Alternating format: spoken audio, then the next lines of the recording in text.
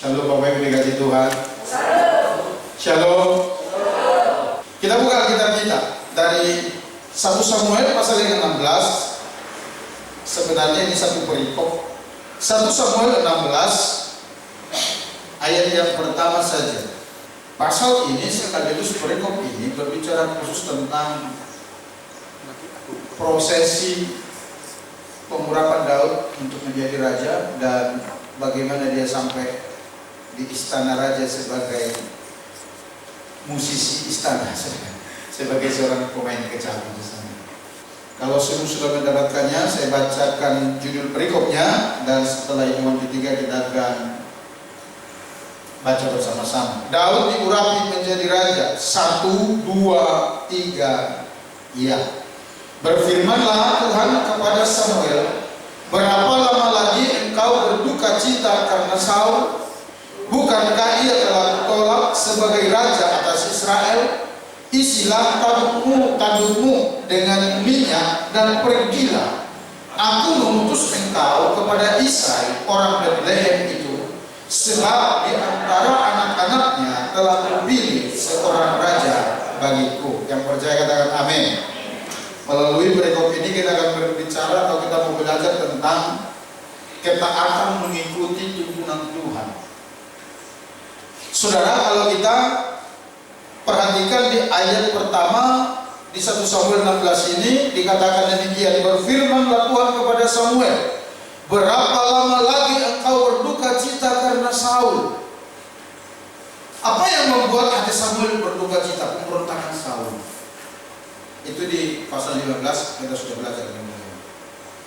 Kenapa dia berduka cita? Karena Samuel tahu persis sebenarnya bahwa Saul ini adalah orang yang benar dipilih Tuhan untuk memimpin bangsa Israel, untuk membawa bangsa Israel berjalan di dalam jalan-jalannya Tuhan. Dan Samuel tahu persis ketika Tuhan memilih Saul ini menjadi seorang pemimpin, menjadi seorang raja di Israel. Tuhan tidak main-main.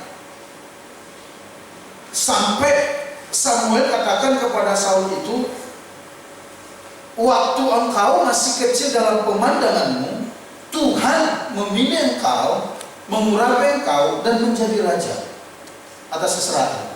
Dan rencana Tuhan mengangkat Saul itu menjadi raja atas Israel itu bukan hanya sebentar, bukan. Tetapi Alkitab berkata, sedianya Tuhan menegakkan kerajaan itu di dalam tanganmu sampai selama-lamanya. Itu rencana awal Tuhan.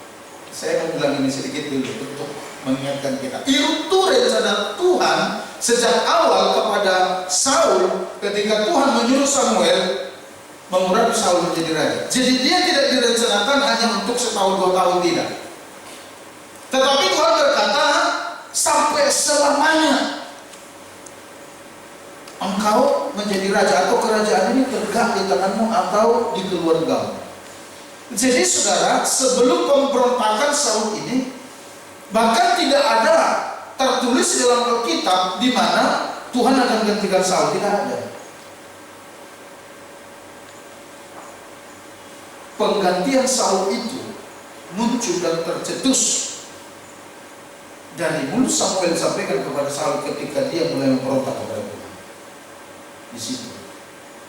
Kalau saudara ingat 1 Samuel pasal 13 ayat 13-14, di mana Tuhan berbicara kepada Saul melalui Samuel itu, tapi karena engkau tidak mendengarkan perintah Tuhan, maka aku telah memberikan kerajaan ini kepada seseorang yang berkenan di hatiku, kata Tuhan.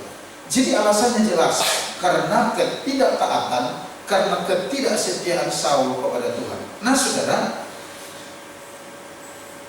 penolakan Saul ini di hati Tuhan itu membuat Samuel itu bersedih.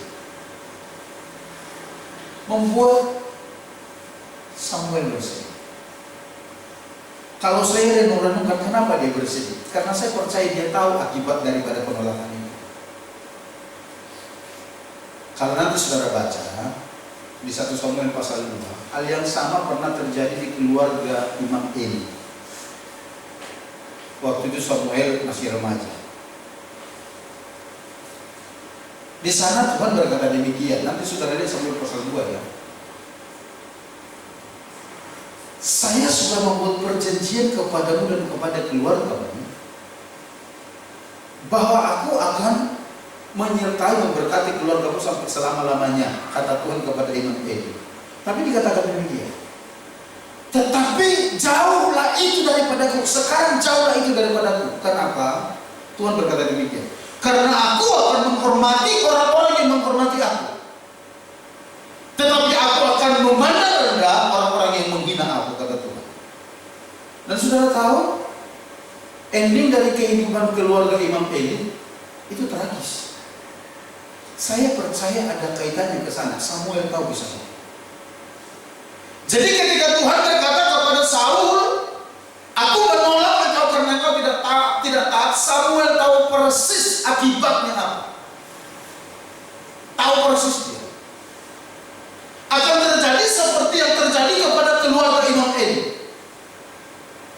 Dan itu betul. Dan itu buat hatinya berduka cita, saudara. Itu buat hati Samuel itu pilu. Itu buat hati Samuel itu sedih. Lama dia larut di sana. Sampai sepertinya dia tidak bisa melakukan apa-apa, tidak bergairah dalam pelayanan. Sampai akhirnya di ayat 1 ini pasal 16 Tuhan tegur Samuel ini. Berapa lama lagi engkau berduka cita karena Saul? Bukankah ia telah kutolak sebagai raja atas Israel? Isilah tabung tandukmu dengan minyak dan pergilah. Aku mengutus engkau kepada Isai orang Bethlehem itu, sebab di antara anak-anaknya telah kupilih seorang raja bagiku, kata Tuhan kepada Samuel. Saudaraku, sebenarnya kalau kita kaitkan ke kehidupan kita sehari-hari ini kurang-kurang lebih aja, saudara. Pernahkah saudara mengidolakan seseorang, mengagumi seseorang, apalagi saudara tahu orang itu orang-orang yang dipakai Tuhan, dipilih Tuhan luar biasa, tapi suatu ketika dia jatuh, lalu iman saudara tergoncang. Ayo pernah? Kalau itu pernah, saya mau beritahu pada saat ini, seperti Tuhan berbicara kepada Samuel, saya mau sampaikan kepada saudara, jangan larut di dalam kesedihan seperti itu, tapi bangkitlah, bertindaklah. Majulah di dalam Tuhan, karena masih ada pekerjaan-pekerjaan yang Tuhan sediakan yang akan kita kerjakan. Amin. Amin. Saudara, Tuhan berkata demikian, bangkit, isi tandukmu dengan minyak dan pergi ke rumah Isai, sebab aku mau memilih salah satu dari anak yang menjadi raja. Di zaman perjanjian lama, minyak itu selalu disimbolkan dengan Roh Kudus, pengurapan. Ketika seseorang diurapi menjadi raja, menjadi imam, maka kita berkata semenjak minyak itu dituangkan kepada mereka, mulai saat itu Roh Allah turun bekerja atas mereka. Kuasa Allah akan turun atas orang-orang. Jadi ketika Tuhan berkata kepada Samuel, udahlah, jangan larut di dalam kesedihan, sekarang bangkit, ayo, hendaklah engkau dalam kepenuhan Roh lakukan sesuatu yang baru lagi bersama dengan Tuhan. Jangan biarkan hatimu, jangan biarkan dirimu dipengaruhi oleh duka cita karena Saul yang telah memberontak kepada kedua-duanya itu. Saudaraku, ayo seperti firman Tuhan ini katakan, biarlah kita terus dipenuhi dengan gairah dan sukacita dari Tuhan, karena ada pekerjaan-pekerjaan besar yang masih Tuhan sediakan bagi kita untuk kita kerjakan bersama-sama dengan Dia. Nah, saudaraku, dan akhirnya dikatakan dia melakukannya, dia pergi, dia berangkat. Artinya apa? Dia taat terhadap apa? Terhadap jalan Tuhan. Tapi saudaraku, dalam perjalanan yang kita akan lihat seperti apa orang-orang yang taat mengikuti tuntunan Tuhan ini. Seperti apa? Kita akan lihat. Yang pertama kita lihat, saudara.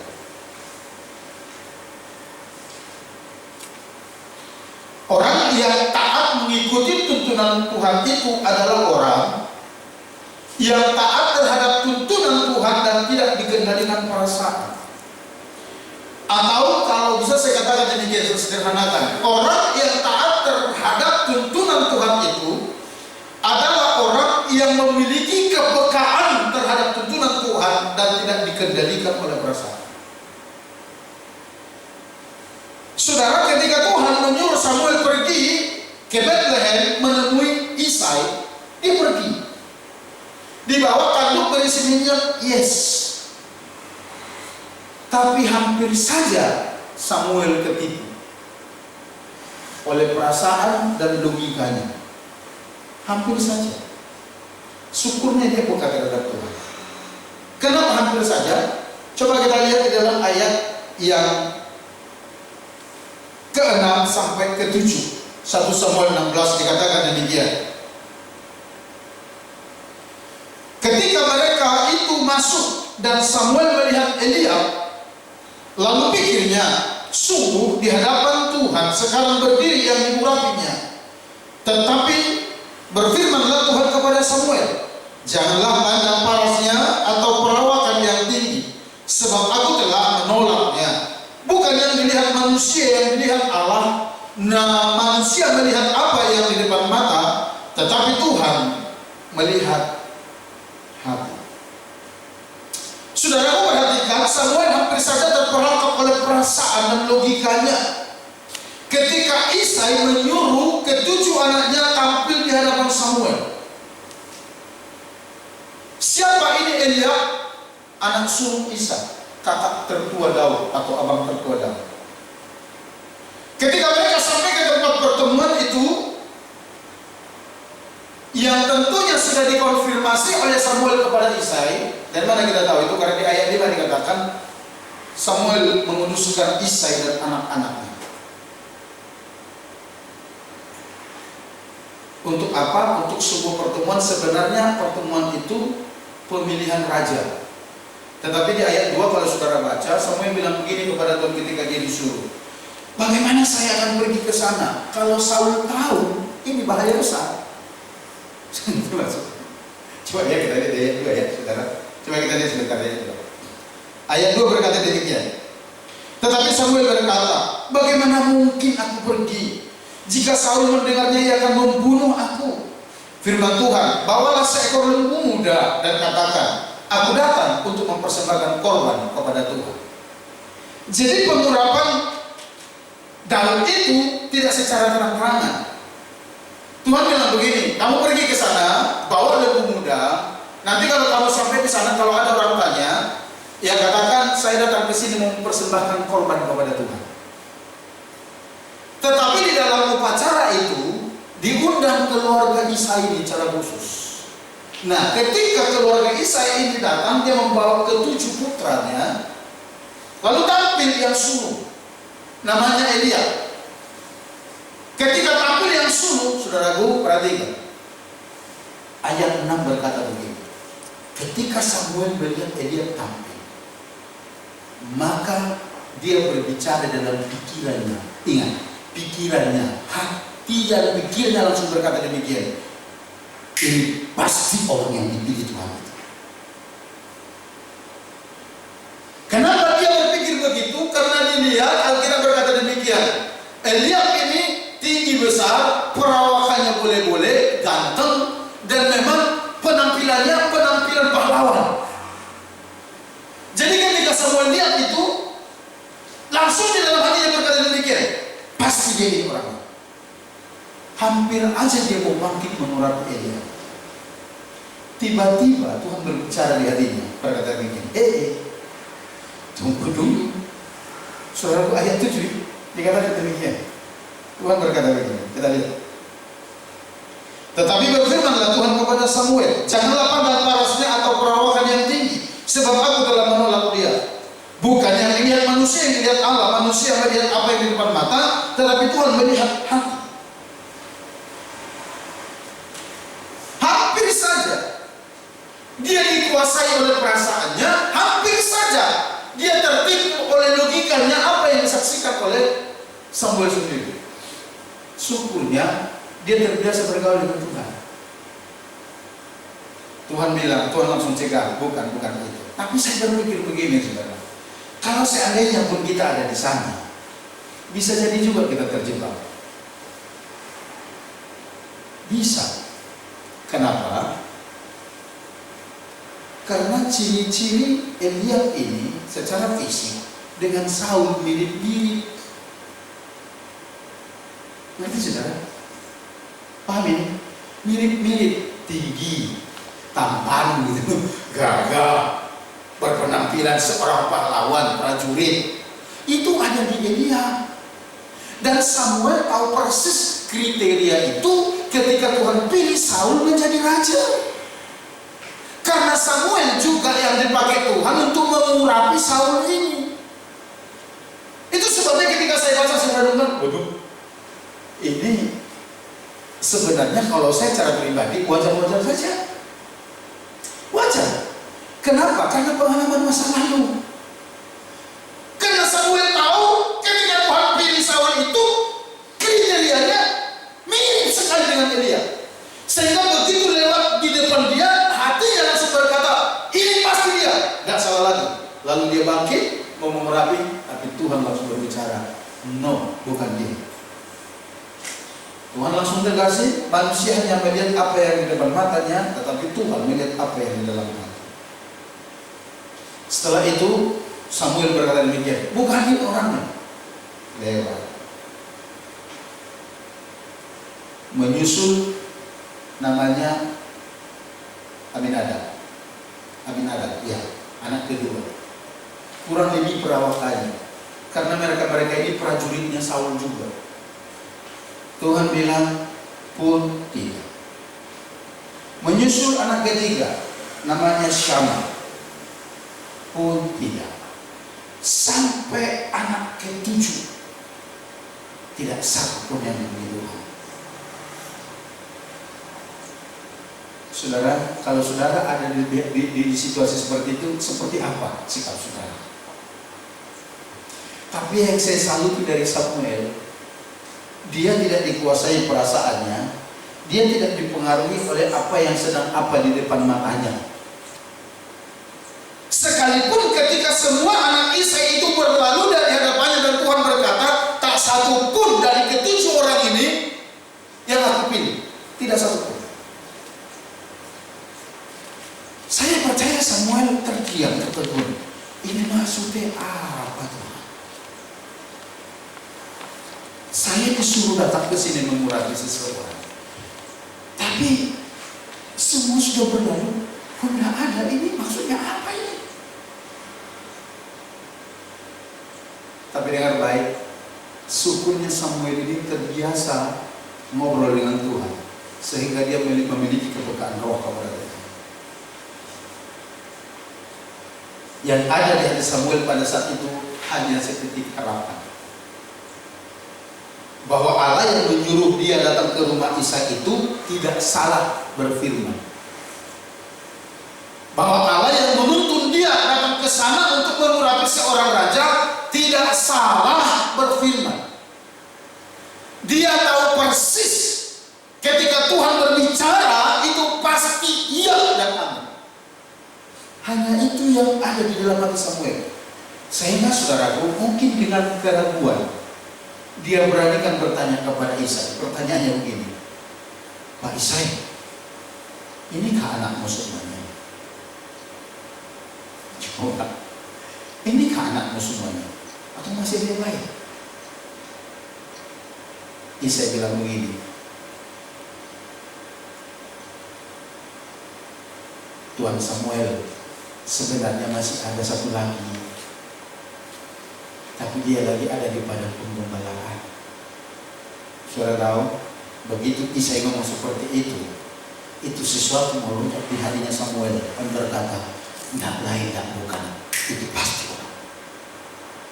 Sehingga Samuel bilang begini, cepat hubungi dia, suruh panggil dia, WA ke, SMS ke, email ke, atau apa, Daud harus ada di sini. Anakmu yang bungsu itu harus ada di sini. Anakmu yang sedang menggembalakan itu harus ada di sini. Sampai Samuel berkata demikian, sebelum anak itu datang ke sini, tidak ada satupun di antara kita yang akan duduk makan. Tidak ada. Oke, apa itu sudah? Nanti sudah baca ayat-ayat itu. Saya lakukan itu. Keren banget. Dia langsung bergairah, dia langsung tahu tidak ada pilihan lain lagi. Pasti itu yang dipilih Tuhan, sekalipun tidak dihadirkan oleh Isai pada waktu itu. Dan ternyata Seperti apa saudara? Betul. Kalau kita lihat di ayat-ayat seterusnya, sudah perhatikan ayat yang ke-12. Coba kita lihat. Kemudian disuruh nyala menjemput dia, maksudnya menjemput Daud. Ia kemerah-merahan, matanya indah dan parasnya elok. Lalu Tuhan berfirman, bangkitlah, urapi dia, sebab inilah dia. Jadi begitu tiba Daud di tempat pertemuan itu, Tuhan langsung konfirmasi sama Samuel, ini orangnya, bangkit, urapi dia. Saudaraku, apa yang saya mau sampaikan melalui kisah ini? Yang saya mau katakan demikian. Kadang-kadang ya Tuhan itu bekerja menuntun kita. Itu bisa jauh sekali dari nalar kita. Bisa jauh sekali. Itu sebabnya saya selalu sampaikan kepada saudara tentang Tuhan. Jangan sekali-sekali kita coba memformulasikan cara kerja Tuhan. Jangan deh. Karena cara kerjanya itu bisa saja berubah. Kenapa? Karena di dalam ratapan dikatakan demikian. Anugerah rahmat Tuhan itu bagi kita selalu baru tiap pagi. Amin. Amin. Itu bisa berbicara juga bahwa cara-cara kerja Tuhan itu untuk menolong kita atau untuk menuntun kita beda. Apa yang perlu kita sikapi di sana? Mempercayai Dia dengan segala macam cara yang dipakai Tuhan untuk menyatakan tuntunannya kepada kita. Itu aja. Syukurnya Samuel akhirnya mengerti itu. Sekalipun awalnya dia terjebak, hampir terjebak. Oleh karena apa? Oleh karena penampilan Elia. Dan menurut saya sebenarnya tidak salah-salah amat. Kenapa? Karena waktu pemilihan Saul kurang-kurang lebih begini. Inilah tipe orangnya. Tapi ternyata waktu kepada Saul, ya, tapi kali ini beda, kata Tuhan. Tidak seperti itu lagi. Ada cara yang baru. Nah, saudaraku, kepekaan kepada Tuhan itu akan menolong kita untuk taat mengikuti tuntunan Tuhan. Kepekaan kepada Tuhan. Kalau tidak, kita bisa terjebak dengan rumus kita. Kita bisa terjebak dengan pengalaman masa lalu. Nanti kita lihat ke depan. Ke depannya ini kita lihat Daud itu punya pengalaman masa lalu juga. Tapi pengalaman masa lalunya itu dijadikan sesuatu yang sangat positif untuk melakukan sesuatu dalam Tuhan. Kalau yang ini kan hampir terjebak ini.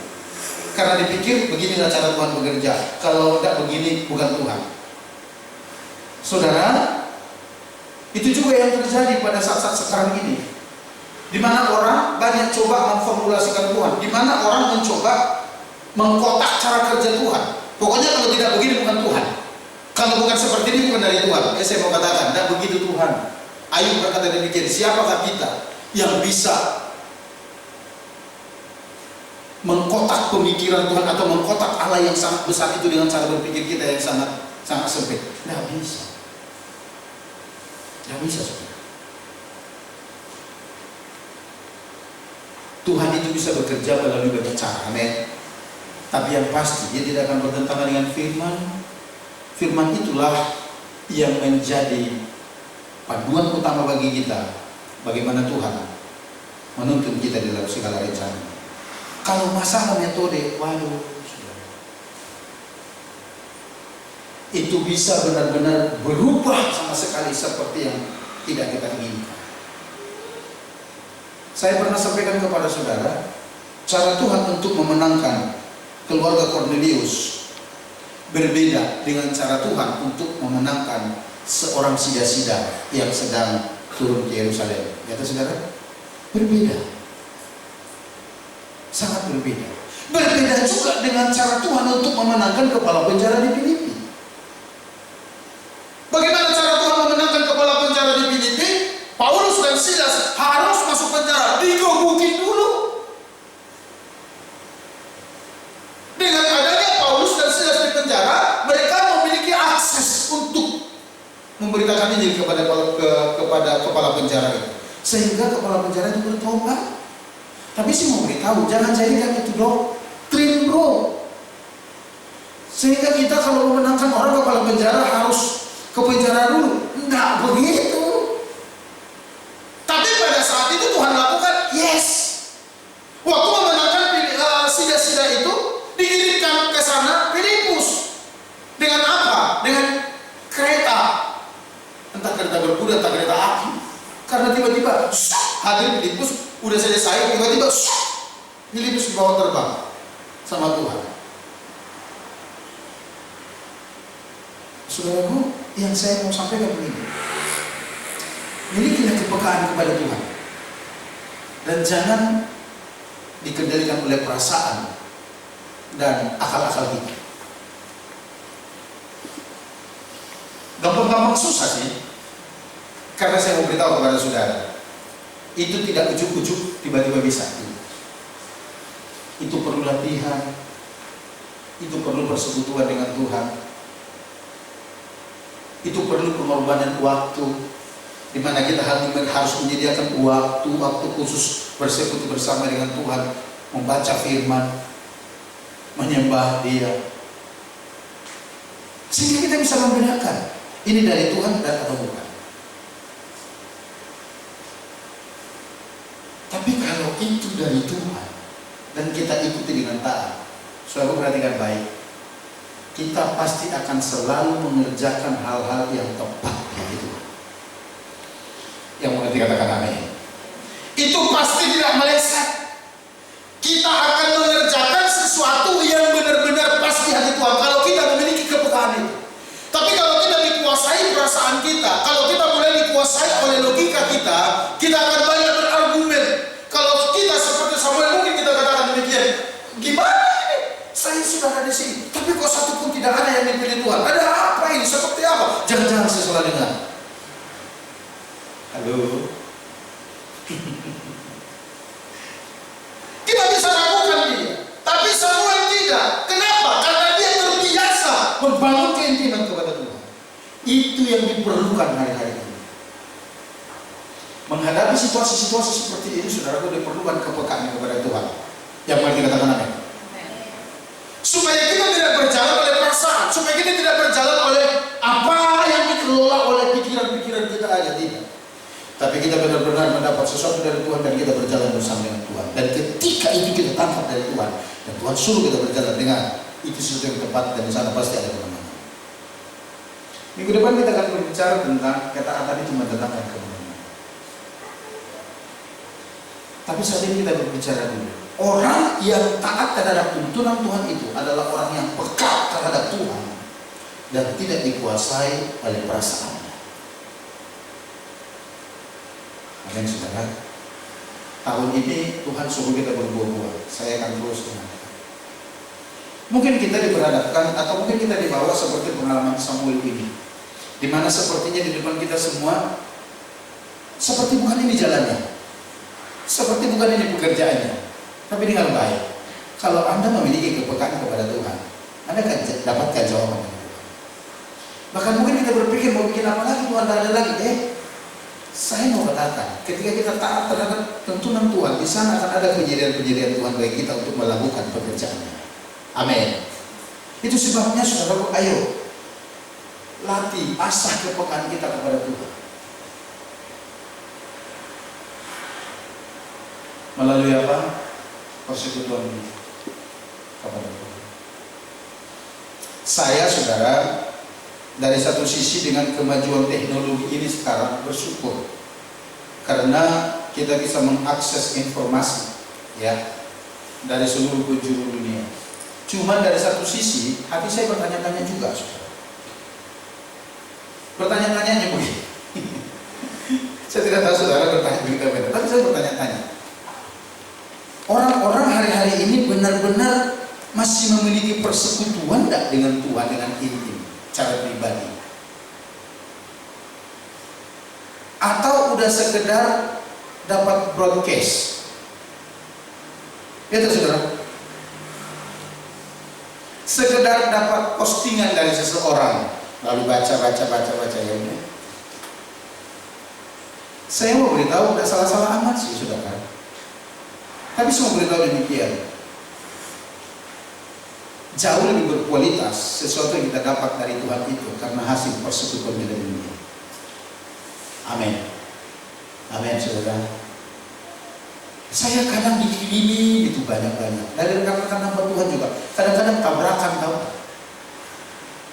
Kadang-kadang itu sudah saya dapat sebulan yang lalu, tiba-tiba dikirim lagi. Satu hamba Tuhan bisa sampai 3-4 kali kirim begitu. Dalam arti begini, sempat dibaca di renung, kan enggak apa yang dikirim ini. Atau kita jadi kayak pipa aja. Saya mau beritahu kalau kita kayak pipa aja, kita tetap tidak akan memiliki pengalaman apa-apa bersama dengan Tuhan.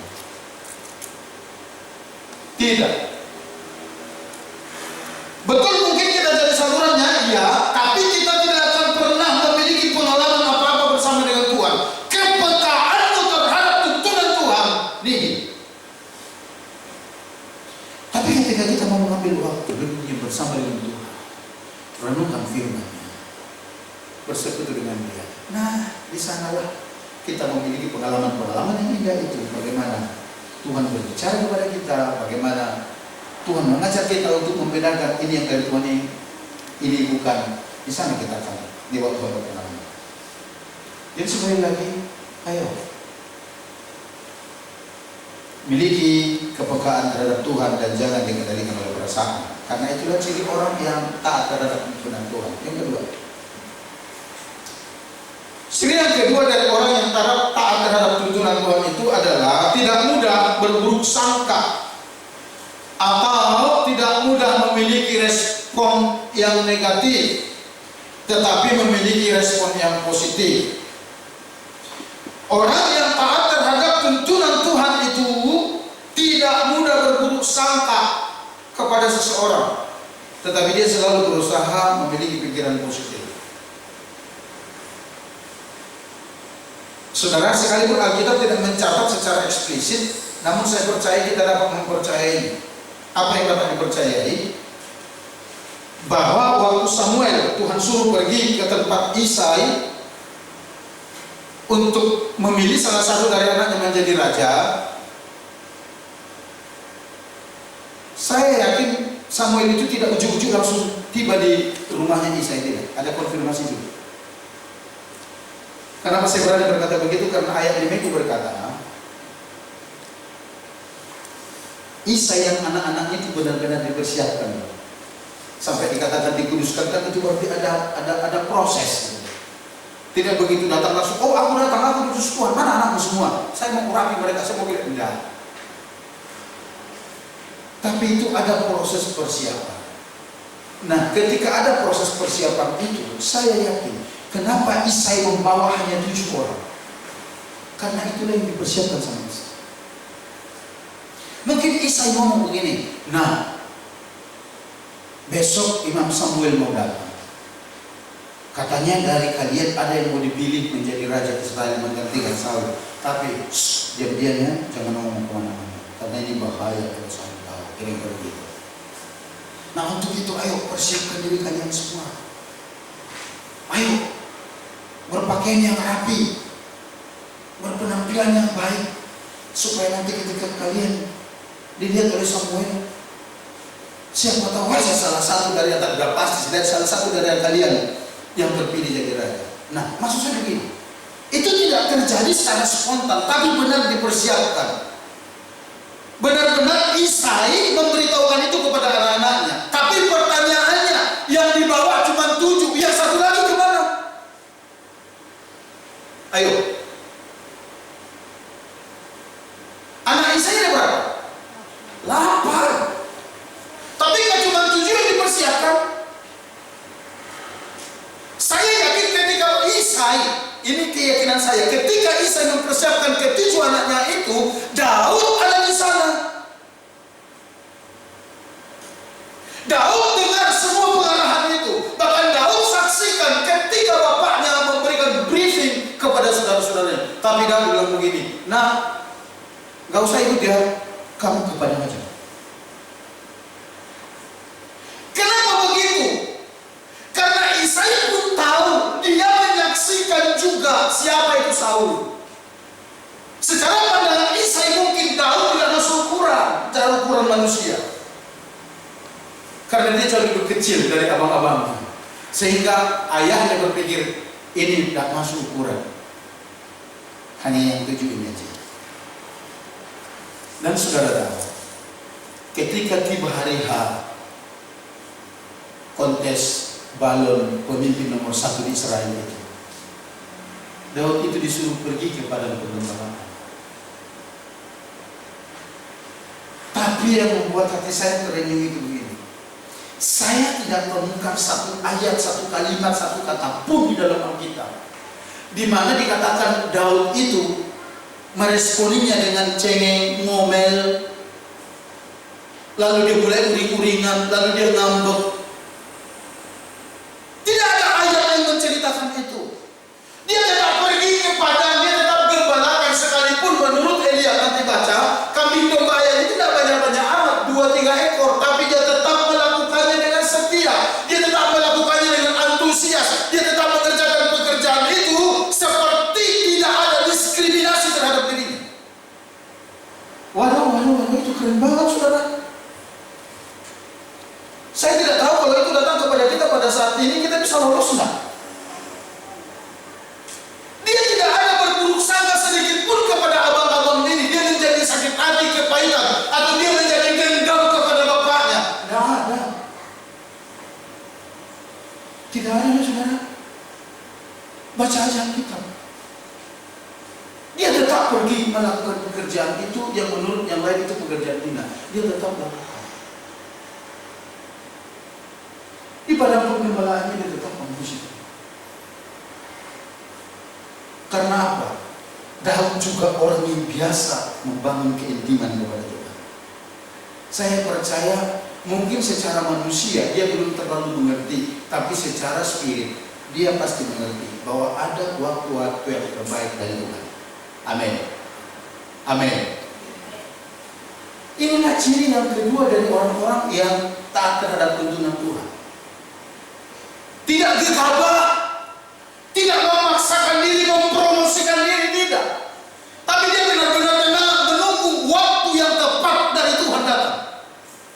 Karena dia percaya kalau Tuhan mau, apapun bisa Tuhan lakukan. Tidak gampang berurusan. Kalau seandainya jiwanya Daud ini jiwa yang terluka, tidak aman, wah, saya yakin saudara, mungkin dia pergi kepada penggembalaan, tapi dia tidak benar-benar menjaga kambing domba itu. Enggak. Tapi karena dia mengerti tuntunan Tuhan, sehingga dia tidak memaksakan diri untuk itu. Dia tahu waktu Tuhan selalu yang terbaik. Amin. Amin. Adakah di antara yang sedang menunggu waktunya Tuhan hari ini? Adakah di antaramu saudaraku yang sedang merasa seperti itu, tiba-tiba di sebelah kiri, sebelah kananmu sedang dipersiapkan untuk promosi, sementara mungkin saudara ada di situ sampai lamanya di situ, tapi saudara bahkan tidak digubris? Ayo, mari belajar kepada Daud. Jangan mudah berburuk sangka. Miliki pikiran yang positif. Yang ketiga dan terakhir, dari ciri-ciri orang yang taat akan tuntunan Tuhan ini, yang ketiga, hidup bersungguh hati terhadap Tuhan. Hidup bersungguh hati terhadap Tuhan. Saudara, waktu Daud mengetahui bahwa dirinya tidak diberi kesempatan untuk maju dan untuk mencoba menjadi calon raja itu, hatinya tetap tenang. Dia tidak bereaksi negatif, dia tetap antusias. Hatinya tetap dijaga, dia tetap bersyukur kepada Tuhan, dia tetap mengasihi Tuhan, dia tetap memuji Tuhan, hatinya tetap bermasmur kepada Tuhan, dan mulutnya tetap memuliakan Tuhan. Dia jaga hatinya. Itu sebabnya saudaraku, salah satu di dalam Mazmurnya, di dalam Mazmur 26 ayat 2 sampai 3, dia tulis begini: ujilah aku ya Tuhan, dan cobalah aku, selidiki batinku dan hatiku, sebab mataku tertuju pada kasih setiamu dan aku hidup dalam kebenaran. Ya. Dia tidak membiarkan situasi itu mengganggu hatinya, tidak. Dia tidak membiarkan perlakuan yang diskriminatif itu mengganggu semangatnya, tidak. Dia tidak biarkan itu mengganggu hubungannya kepada Tuhan. Dia tidak lalu berkata begini, kalau begitu aku tidak mau melayani lagi, kalau begitu aku tidak mau memuji Tuhan. Tidak. Dia tetap melakukannya dengan penuh semangat. Dia jaga kekonsistenan hatinya kepada Tuhan. Dan saudara tahu, Tuhan berkata begini, Samuel, engkau melihat apa yang dilihat manusia yang di depan matamu, tapi aku melihat sampai ke dalam. Secara manusia, Daud tidak memenuhi kriteria, tetapi dari segi hati, dialah pilihan Allah. Amin. Amin. Karena Tuhan itu mencari hati yang sungguh-sungguh kepada Dia. Saya tertarik dengan 2 Tawarik pasal 16 ayat 9a. Coba kita lihat. Dengan cepat coba kita lihat. Apa yang dikatakan ayat ini? 2 Tawarik 16 ayat 9a. Dikatakan demikian. Karena mata Tuhan menjelajah seluruh bumi untuk melimpahkan kekuatannya kepada mereka yang bersungguh hati terhadap Dia. Saya ulang, karena mata Tuhan menjelajah seluruh bumi untuk melimpahkan kekuatannya kepada mereka yang bersungguh hati terhadap Dia. Dikatakan mata Tuhan itu menjelajah, terjemahan berkata demikian, mencari-cari seluruh bumi. Tuhan jelajahi dengan pandangannya. Mencari siapa? Mencari orang yang bersungguh hati kepada Dia. Konteks 2 Tawarik ini, ketika Raja Yehuda itu Asa mau diperangi oleh Raja Israel. Lalu karena dia ketakutan, dia meminta pertolongan kepada Raja Aram. Lalu Tuhan bilang begini, setelah pertolongan itu dikirimkan oleh Raja Aram, diperangi untuk Raja Israel, sehingga Raja Israel tidak jadi memerangi Raja Yehuda. Tuhan bilang begini, bukankah tentara Ethiopia itu juga saudara jauh lebih besar dari itu? Tapi aku meluputkannya daripadamu. Nah, tapi sekarang engkau menaruh pengharapanmu kepada Aram. Aku tidak setuju. Mulai saat ini hidupmu akan ada dalam peperangan dengan Tuhan. Itu konteks ayat ini. Jadi Tuhan itu melihat hati Raja Asa itu yang awalnya sungguh-sungguh kepada Tuhan, tapi sekarang sudah tidak sungguh-sungguh. Nah, Tuhan mau katakan demikian, kalau ada orang bersungguh hati dengan aku, mataku itu tertuju kepadanya, pembelaan-pembelaanku ada badannya. Nah, kalau kita hubungkan itu kepada Daud, saudara lihat, Tuhan menjelajahi seluruh Israel dengan pandangannya. Tuhan menjelajahi seluruh bumi. Semuanya dilewati Tuhan. Bahkan 7 saudaranya Daud dilewati Tuhan, hanya untuk menemukan hatinya Daud yang bersungguh hati dengan Dia. Amin. Amin. Dan itu Tuhan temukan ada di hati Daud. Hati yang bersungguh-sungguh kepada Dia itu ada Tuhan temukan di hatinya Daud. Karena Tuhan berkata, aku mengenal hati orang. Nah, bisa dibohongi. Betul, secara fisik mungkin dia tidak masuk ukuran, tapi secara spirit dia adalah pilihan Allah. Amin, saudara. Oh, ini orang yang taat terhadap tuntunan Tuhan itu, dia memiliki kesungguhan hati terhadap Tuhan. Kesungguhannya tidak dipengaruhi oleh situasi dan kondisi. Tidak dipengaruhi. Mau corona kayak mau apa kayak, hatinya tetap sungguh-sungguh kepada Tuhan, dan itu bisa diuji. Dan kita ketahui dari Mazmur yang berkata, uji aku Tuhan, coba. Lihat hatiku dan batin. Sehingga saudara lihat, ketika pandangan Tuhan mendarat di hatinya Daud itu, apa yang Tuhan lakukan? Oh, saudara, ayo kita baca lagi 1 Samuel tadi, pasal 16 itu, ayat yang ke-11.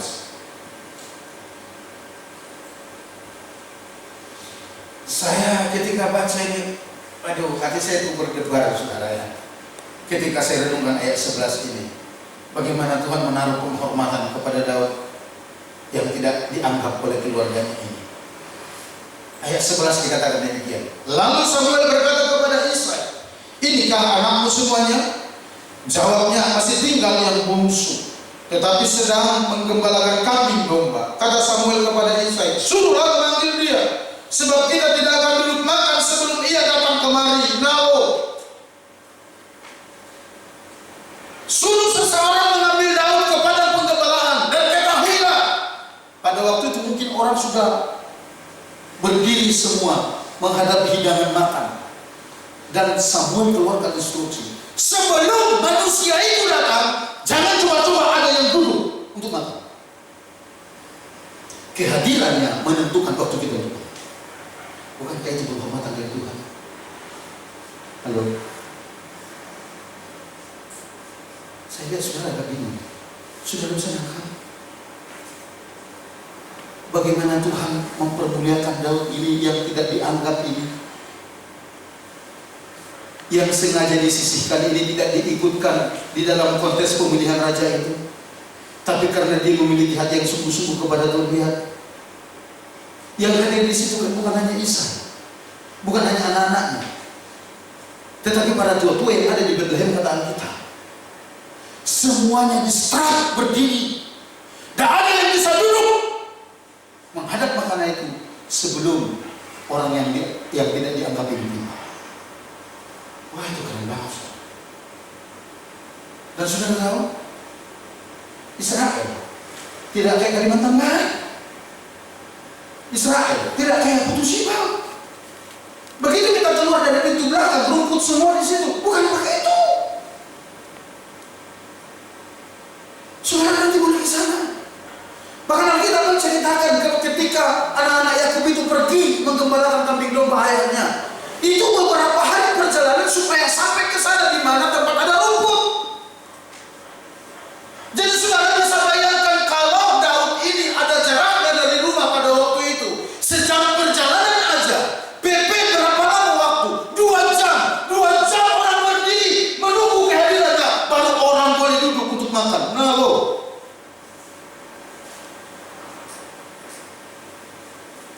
keren saudara ya. Saya percaya saudara menginginkan itu, tapi prosesnya saudara inginkan kan? Ayo. Prosesnya saudara inginkan kan? Saudara mengharapkan ketika saudara hadir di sebuah tempat, saudara disambut dengan tepuk meriah. Bila penting kalau kita di Kapuasulu disambut dengan tarian daya, kan begitu? Teng teng teng, tung tak tung tung, teng tung tang tung tak dung dung. Lalu semua membawa caranya berkata begini, karena yang kita tunggu sudah mau datang, Pak Bupati, Wakil Bupati, mari kita semua bangkit berdiri. Kalau sambut pejabat, oke, sambut gubernur. Ini sambut gembala yang tidak dianggap, yang baunya bau kambing, baunya bau domba.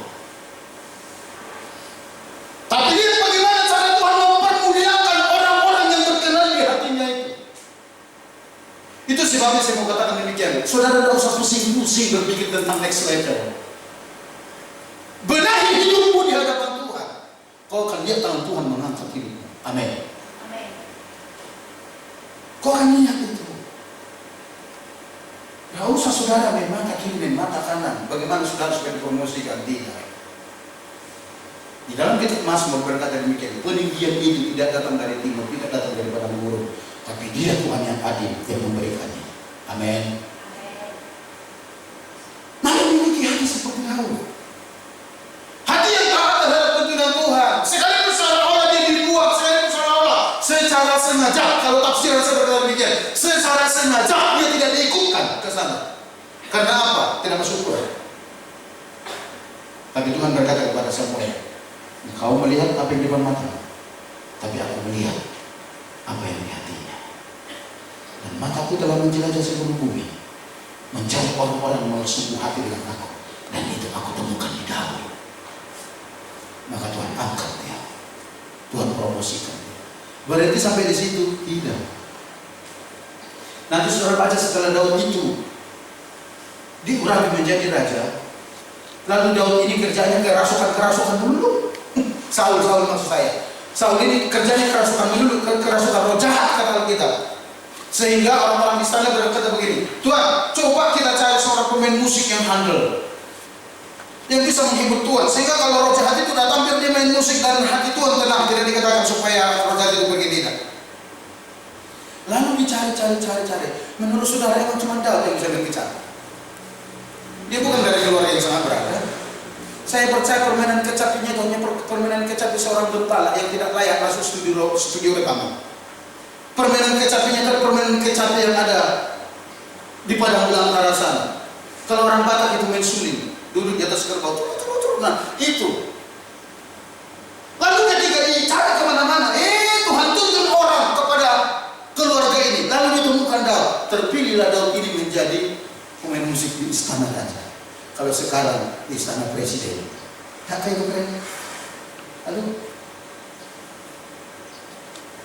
orang yang dianggap gembel lo, orang yang tidak dianggap masuk hitungan lo. Tapi lihat ketika tangan Tuhan mengangkat dia, tidak ada yang bisa menghalangi dia. Amin.